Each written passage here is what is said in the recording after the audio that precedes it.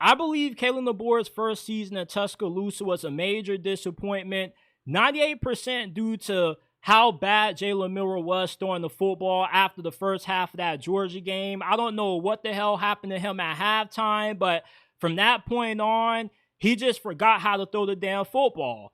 And Kalen DeBoer runs a quarterback-dependent offense. He's not one of those coaches that knows how to win a lot of games if he's not getting high-level quarterback play. So the inefficiencies that Jalen Milroe had with throwing the football held this offense back a lot, along with the bad offensive line play and the inability to establish the ground game. This season, with Jalen Milroe being gone for the NFL, it looks like Ty Simpson is slotted to be the starting quarterback of the Crimson Tide this year. Kalen DeBoer has said on several interviews if the season was to start right now, Ty Simpson would be QB1. Can Alabama fans trust Ty Simpson? Is this the right quarterback to go with to get Alabama back to the college football playoffs, back into the national championship conversation? He was a former 5-star recruit in the 2022 recruiting cycle. He was the 4th ranked quarterback in that class. And he has done something that you don't see a lot in today's new age of college football, which is actually wait his turn. He has stayed loyal to this program for going on 3 years in spite of the coaching change with the retirement of Nick Saban and Kalen DeBoer taking over. He definitely could have gotten offers to go elsewhere and start, but instead he wanted to sit, wait his turn, and it looks like he's going to be rewarded with the starting job. And I believe that going with Ty Simpson gives Alabama the best chance to have a big year 2 under Kalen DeBoer. The last time Alabama had a quarterback who waited their turn, it was Mac Jones. He sat behind Jalen Hurts, Tua, and eventually when he got the starting nod, he had one of the most prolific seasons that we've ever seen an Alabama quarterback have. And when you watch Ty Simpson play, he reminds me a lot of Mac Jones, but with way more mobility. Kalen DeBoer, with the kind of system that he runs, taking a lot of shots outside of the numbers in a deep passing game, I feel votes well with Ty Simpson's strengths. He does a really good job of getting the ball out quick, but he also throws the ball with a lot more accuracy and consistency down the field than what Jalen Milroe did. When Jalen Milroe threw the deep ball, he was accurate at times with it, but he wasn't as consistent as what he could have been due to spotty ball placement and the accuracy kind of being hit or miss with him. With Ty Simpson, he's a better fit in Kalen DeBoer's system because he's your prototypical drop back passer. And I feel the biggest reason why you have skepticism around how good Ty Simpson will be at quarterback for the Tide is because he's not as flashy as what Jalen Milroe was.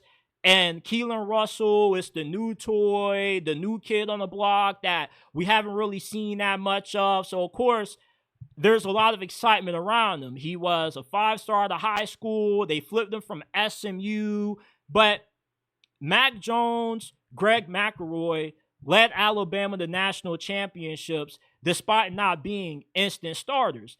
And I'm not saying that Ty Simpson following down the similar path as those two quarterbacks guarantees that Alabama will win it all this year, but he definitely gives this team the best shot to put themselves in position to win a national championship than the other quarterbacks they currently have right now.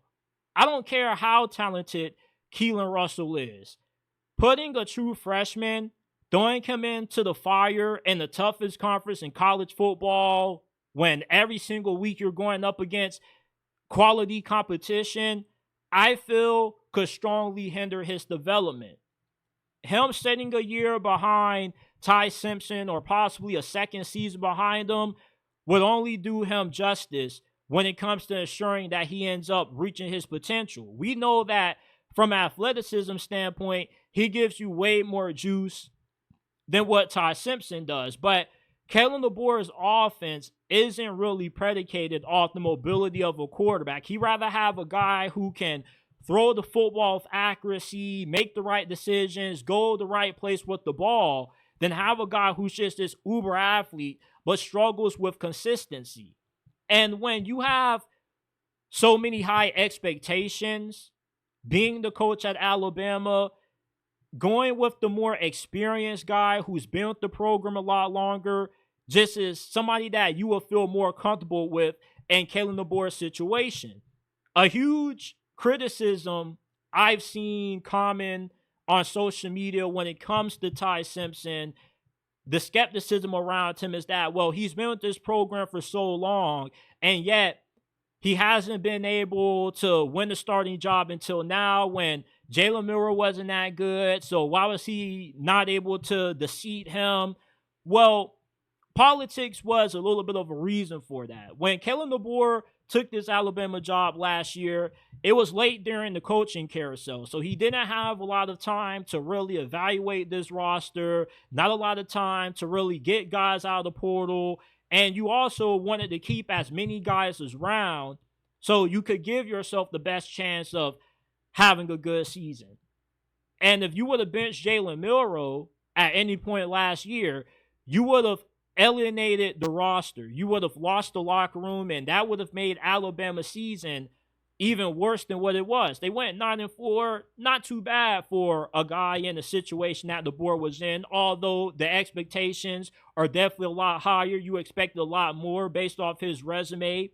But another issue Kalen DeBoer had is last year was his first time in his coaching career where he didn't have his tag team partner, that being offensive coordinator Ryan Grubb, who was with the Seahawks last year. You can tell that at times Kalen DeBoer was a little bit lost without Ryan Grubb. Now this year with Ryan Grubb being back, the last time these two guys were together, Washington had the most explosive offense in college football with Roma Dunze, McMillan, Jalen Pogue. They had the best offensive line in college football as well. I expect to see that same level of efficiency with the Brothers of Destruction back in Tuscaloosa with Ty Simpson at QB. This is the kind of style quarterback that they want behind center. Of course, you want to have a guy who can extend plays, be a little bit of a factor on the ground, and Ty Simpson has enough athleticism where he can be a factor on the ground, but he's not going to make as many wild plays running the ball as what you would see out of Keelon Russell. But the experience that he has, the time that he has had to sit and learn at Alabama, I feel gives him a great chance to have a breakout season for the Tide this year.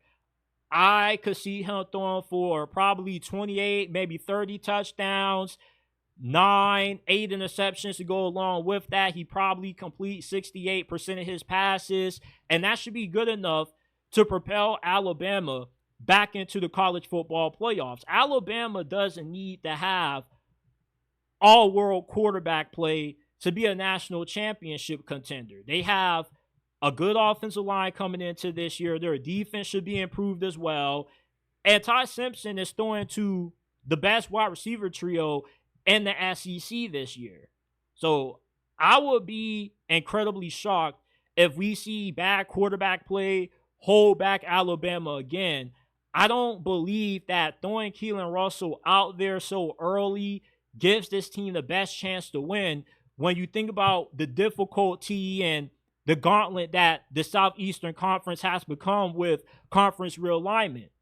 If you are trying to get back into the national championship conversation, Ty Simpson gives Alabama the best chance to do so. I never knew that a guy staying loyal and waiting for a few years, getting developed on the bench was a bad thing when we've seen Greg McElroy, Mac Jones do the same thing, and their careers turned out pretty good. And it's been a very long time since Alabama completely whiffed on quarterback. Jalen Milroe might have not been that good last year, but it wasn't bad enough where he completely tanked Alabama's season altogether. I don't see Ty Simpson being any worse than what Jalen Milroe is, and this team regressing further than what they did in 2024.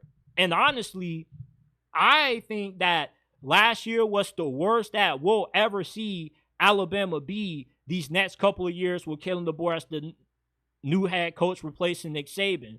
Ty Simpson is good enough to get the job done for Alabama football in 2025, and I'm excited to watch him play.